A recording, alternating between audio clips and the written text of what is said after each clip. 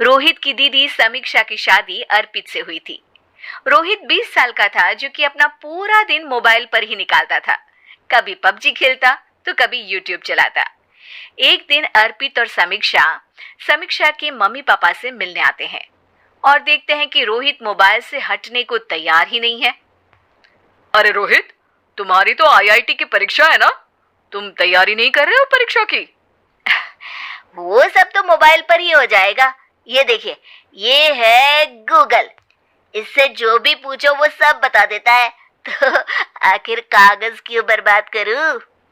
अरे पर तुम इन प्रश्नों की तैयारी बिना लिखोगे कैसे? उसमें क्या है, ये देखिए नोटपैड, बिल्कुल कॉपी जैसा है, इसी पर कर लूंगा। हम जब तुम्हारी उम्र के थे तब हम दोस्त मिलकर प्रश्न हल किया करते थे। उससे हमारी हैंडराइटिंग की भी प्रैक्टिस हो जाती थी और समय का भी अंदाजा लग जाता था। और फिर साथ में हम एक दूसरे की मदद भी कर देते थे अगर कोई अटक जाए तो। आपका जमाना अलग था जीजा जी, अभी जमाना फास्ट और स्मार्ट हो गया है। जमाना क्या, अब तो फोन भी स्मार्ट हो गया है। समय के साथ बदलना पड़ता है जीजा जी। अब बस भी कीजिए आप, हर चीज को लेक्चर में बदल देते हैं। रोहित अच्छा कर लेता है परीक्षा में। इतने में अर्पित के सास ससुर जी आ जाते हैं हॉल में, और अर्पित इस बारे में बात नहीं करता। हालांकि अर्पित को लगता तो है कि पूरी तरह मोबाइल पर लगे रहना सही नहीं है, पर वो इस बात को और नहीं छेड़ता। ऐसे ही 2 दिन निकल जाते हैं। समीक्षा, मुझे काम से फोन आया था, मुझे वापस काम पर लौटना पड़ेगा। पर हमें आए हुए तो 2 ही दिन हुए हैं, अभी चले गए तो माँ और पापा को अच्छा नहीं लगेगा ना। अच्छा ठीक है, तुम रुक जाओ, मैं काम खत्म करके फिर लौट आऊंगा। एक काम कीजिए ना, परसों रोहित भी परीक्षा के लिए निकलेगा, आप उसी के साथ निकल जाना। दोनों वैसे भी बात नहीं करते, साथ में जाएंगे तो हो सकता है आप लोग आपस में बातचीत भी करने लग जाओ। ठीक है, मैं काम को 2 दिन टाल सकता हूँ। उसी रात जब सब खाना खाने बैठे थे तो अर्पित अपने जाने की खबर बाकी लोगों को बताता है। मुझे काम के लिए वापस जाना होगा। अरे बेटा, पर अभी तो तुम आए हो, इतनी जल्दी चले जाओगे? नहीं माँ जी, समीक्षा यहीं रहेगी और मैं जल्दी काम खत्म करके वापस आ जाऊंगा। ठीक है, काम भी जरूरी है। वैसे कब निकलोगे बेटा?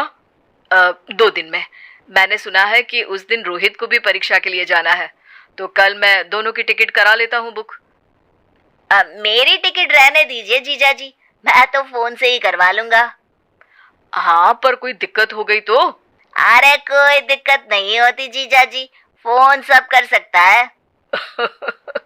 हमारे फोन के रिचार्ज से लेकर टीवी का रिचार्ज सब रोहित यही फोन से बैठे बैठे कर देता है। अब ये नई चीज तो हमारे समझ के परे है, पर अच्छा है कि रोहित जानता है।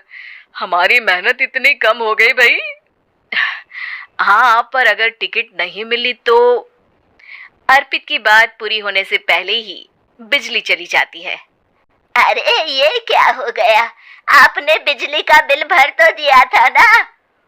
अरे नहीं, मैं तो भूल गया था। अरे टेंशन मत लो माँ।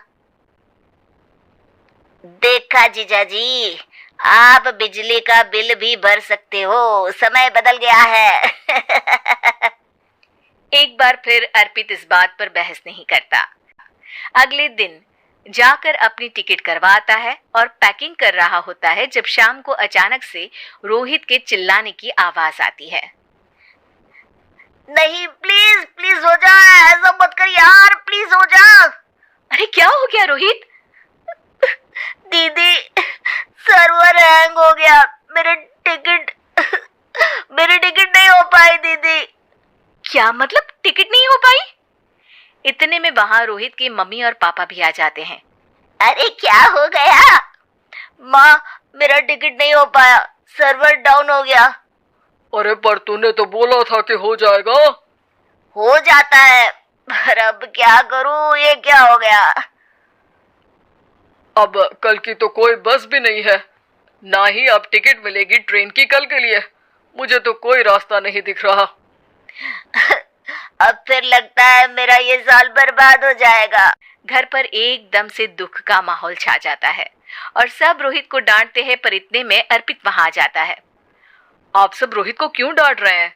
आपने ही तो उसे बढ़ावा दिया था ना। लेकिन इसकी लापरवाही के कारण इसकी परीक्षा छूट जाएगी। इसने तो हमसे कहा था कि टिकट हो जाएंगे। हे भगवान, अब क्या होगा? चिंता करने की कोई बात नहीं है। मैंने एक एक्स्ट्रा टिकट करवा ली थी। मैं समझता हूँ कि मोबाइल हमारा ही काम आसान करने के लिए है, पर उस पर ही पूरी तरह से निर्भर होना तो गलत बात है ना।